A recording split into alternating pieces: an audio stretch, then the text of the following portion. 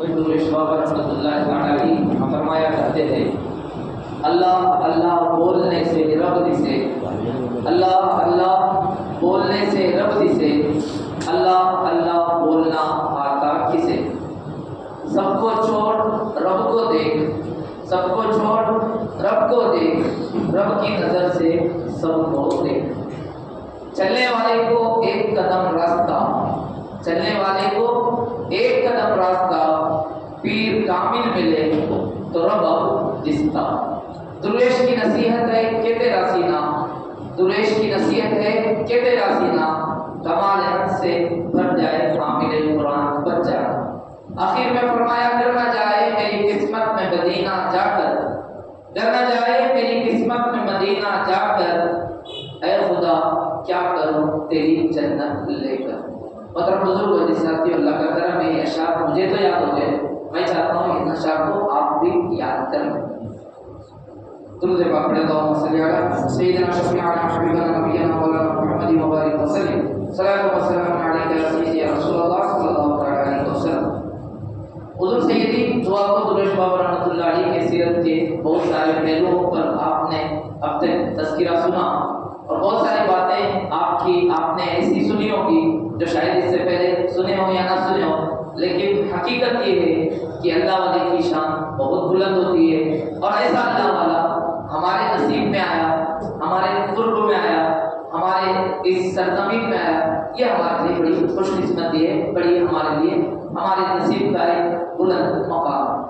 اللہ تعالیٰ ان کے فیوز و برکات سے ہم سب کو اور ہماری آنے والی نسلوں کو قیامت تک اللہ تعالیٰ فیضیاب ہوتے رہنے کی توفیق عطا فرمائے۔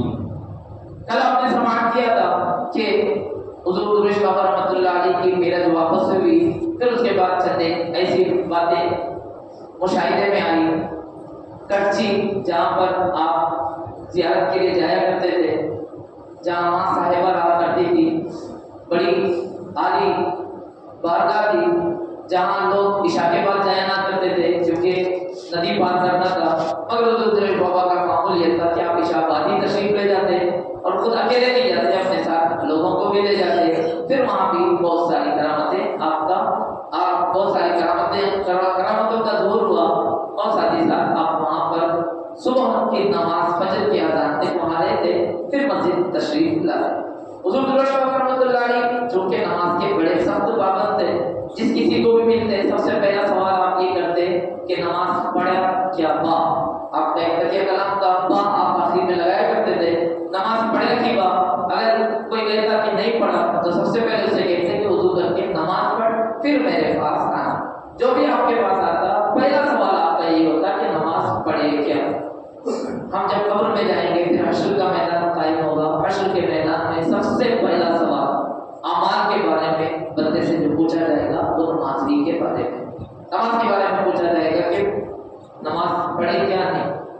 ایک وقت کی نماز بھی قضا رہی تو پھر اس کا ہمیں حساب دینا ہوگا، اس لیے حیاتی باقی رہے، سانسیں چلتی رہے، تب تک ہمیں حساب لگا کر ہماری زندگی کی قضا نمازوں کی ادائیگی کرنی یہ لازمی اور ضروری ہے۔ ایسے ہی ہم نمازوں کو چھوڑ نہیں سکتے، ویسے بھی نماز کسی بھی حالت میں معاف نہیں سوائے چند صورتوں کے۔ بہرحال یہ موضوع نہیں ہے، بس نماز کی بات آئی تو میں نے چند ایک باتیں بتائی۔ حضور درویش بابا رحمۃ اللہ علیہ میرج میں جلوہ فرما تھے اور بہت سارے واقعات میرج میں ہی رونما ہوئے۔ آپ جو ہے ایک مرتبہ میرج سے قریب میں ایک مزار پاک ہے، وہاں بھی آپ اکثر جایا آیا کرتے تھے۔ ایک آپ کا چاہنے والا وہ بھی اس مزار میں زیارت کی غرض سے گیا، تو اس نے کیا دیکھا کہ حضور درویش بابا رحمۃ اللہ علیہ آلریڈی وہاں پر پہلے سے موجود ہے۔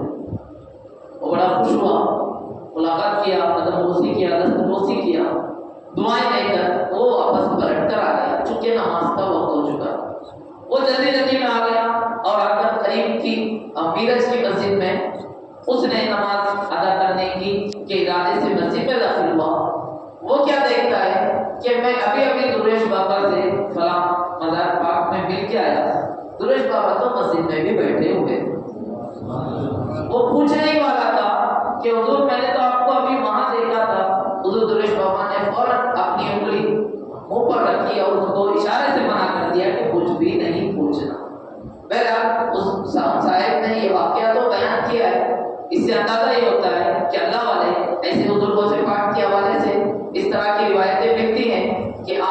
ایک مرتبہ افطاری کی دعوت آپ کو 70 گھروں سے ہے اور 70 گھروں میں بھی آپ کو پایا ہے.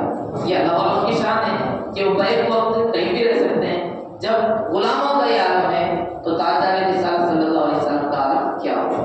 پھر انکار کرنے والوں پہ انکار کی کیا حیثیت ہے جو کہتے ہیں کہ معاذ اللہ طرح طرح کی چیزیں. بہرحال حضور درود پاک رحمۃ اللہ علیہ میراج میں جلوہ فرماتے مسجد میں بیٹھے ہوئے تھے اور مسجد میں جب بیٹھے تھے تو ایک شخص میرج میں نہیں بلکہ ممبئی کے مخدوم بابا ماہی بھی رحمۃ اللہ علیہ کی بارگاہ میں قریب میں ایک چھوٹی سی مسجد ہے.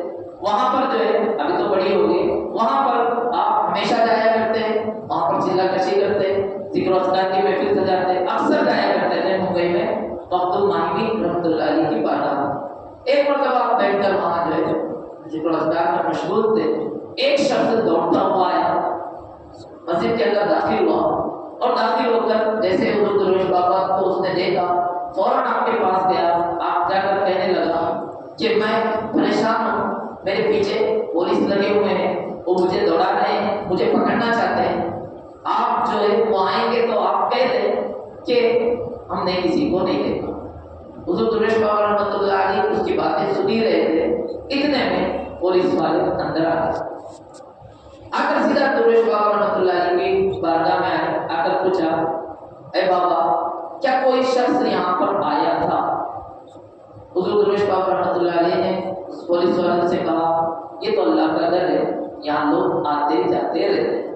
یہ اللہ کا گھر ہے, یہاں لوگ آتے جاتے رہتے ہیں. پولیس والے نے جب یہ بات سنی, ان کی یہ بات سن کر وہ واپس پلٹ کر چلا گیا. وہ جو بندہ تھا جو پناہ لینے کے لیے مسجد میں آیا ہوا تھا اور حضور درویش بابا کی بارگاہ میں عرض گزار ہوا تھا کہ آپ مجھے پولیس والوں سے بچا لیجئے, وہ حضور درویش بابا کے بغل میں ہی بیٹھا ہوا تھا.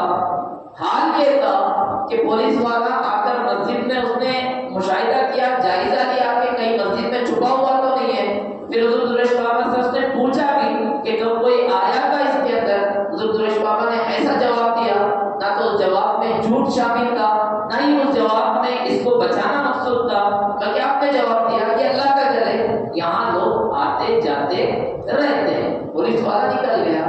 تب وہ بندہ بڑا شرمندہ ہوا اور اس نے کہا کہ اے بابا میں تو آپ کے بغل میں ہی بیٹھا ہوا تھا اور میں ایسا آدمی ہوں کہ پولیس والے ایک نظر مجھ پر ڈال دیں, میں وانٹڈ ہوں, ایک نظر مجھ پر ڈال دیں تو وہ مجھے پکڑ لیں اور مجھے گرفتار کر لیں. ان کو آخر میں کیوں نظر نہ آیا؟ مطلب بزرگ علی صاحب کیونکہ یہ اللہ والے کی بات ہے. حضور درویش بابا سے اس نے پناہ مانگی تھی اور حضور درویش بابا نے اسے پناہ بھی دی تھی, لیکن صرف اولیاء اللہ کا کام بچانا ہی نہیں ہے کہ دنیا کی آفتوں اور مصیبتوں اور تکلیفوں سے بچائے, بلکہ اولیاء جسے دنیاوی آفتوں سے بچانے پر قدرت رکھتے ہیں انہیں دینی راہ پر لا کر ہدایت کے راہ پر لا کر ہدایت کے چراغ اسے عطا کر کے اسے بہترین رہنما بنانے پر بھی قدرت رکھتے ہیں. وہ جو بندہ تھا وہ بڑا وانٹڈ بندہ تھا. اس کے نام پر کئی سارے کیسز تھے. اس نے گنڈا گردی بھی کی تھی, اس نے کئی ساروں کو قتل بھی کیا تھا, کئی سارے کیسز اس کے اوپر تھے. ابھی جو دوڑتے ہوئے مسجد میں آیا تھا وہ اس وجہ سے تھا کسی کے اوپر اس نے حملہ کیا ہوا تھا, اس لیے پولیس اس کے پیچھے لگی. لیکن جب مسجد میں پہنچا تو اس کی دل کی دنیا کی کیفیت بدلنے والی تھی. اس کے اندر انقلاب آنے والا تھا, کیونکہ مسجد جو اللہ کا گھر ہے اس گھر میں اللہ کا ایسا محبوب بندہ بیٹھا ہوا تھا جس محبوب بندے کی بارگاہ میں آنے کے بعد اللہ تعالیٰ ساری چیزیں اسے عطا کرنے والا. وہ بندہ بڑا شرمندہ ہوا, بڑا نادم ہوا, بڑے پشیمان ہوا. اس نے کہا آج تک میں نے بڑے بڑے گناہ کیے ہیں, کبھی مجھے ڈر محسوس نہیں ہوا, لیکن آج میں اتنا شرمندہ ہوں, اتنا پشیمان ہوں. بابا ایسا کیا ہو گیا کہ پولیس والے مجھے دیکھ ہی نہ سکے؟ واقعی آپ نے مجھے بچا لیا, اللہ کا فضل ہوا, اللہ کا کرم ہوا. جب اللہ نے اپنے گھر میں اپنے بندے خاص کی وجہ سے مجھے بچا لیا ہے تو بابا آپ میرے لیے دعا کر دیں کہ میں سارے کام سے توبہ کر دوں, سارے کام کو چھوڑ دوں, سارے کام سے میں بیزار ہو جاؤں اور اچھے راہ پر نکل جاؤں, اچھا راستہ اختیار کروں. اور بزرگ حضور درویش بابا رحمۃ اللہ علیہ نے اس کی دل کی دنیا کو بدل دیا, اسے دعائیں بھی دی. اور ساتھ ہی ساتھ وہ درویش بابا اللہ علیہ کا خدمت گزار بھی بنا، عاشق بھی بنا، اور جب تک زندہ رہا کبھی بھی کسی بھی برائی کی طرف اس نے قدم نہیں بڑھایا۔ یہ اللہ والوں کی شان، جو بالکل بھٹکے ہوئے ہوتے ہیں، جو بالکل گر چکے ہوتے ہیں، انہیں یہ اٹھانے کا کام کرتے ہیں، انہیں یہ سنبھالنے کا کام کرتے ہیں، انہیں یہ راہ راست پر لانے کا کام کرتے ہیں۔ یہ اللہ والوں کی شان۔ حضور درویش بابا کے اس عاشق کے حوالے سے صاحب کتاب لکھتے ہیں، جنہوں نے حضور درویش بابا کی سیرت لکھی، حسن شریف صاحب، وہ کہتے ہیں کہ وہ بندہ جو حضور درویش بابا کے ہاتھوں پر توبہ کر کے صحیح راہ پر آیا تھا، اس کو چہلم کے فاتحے میں دیکھا گیا، پھر ان سے ملاقات بھی ہوئی، اس کے بعد ان کا کچھ بھی پتہ نہ چلا کہ وہ کہاں گئے، کدھر گئے، کہاں رہتے ہیں، ان کی قبر کہاں ہے، یا وہ کس حال میں، اس کے بارے میں کچھ بھی پتہ نہ چلا۔ ایسی اللہ والوں کی شان اتنی بلند ہوتی ہے کہ نگاہ ولی میں متاثر دیکھی، بدلتی ہزاروں کی تقدیر دیکھی۔ مگر حضور درویش بابا رحمۃ اللہ علیہ نفس کو قابو میں رکھنے والے تھے، جبھی تو آپ نے اتنا بڑا مقام اور مرتبہ پایا۔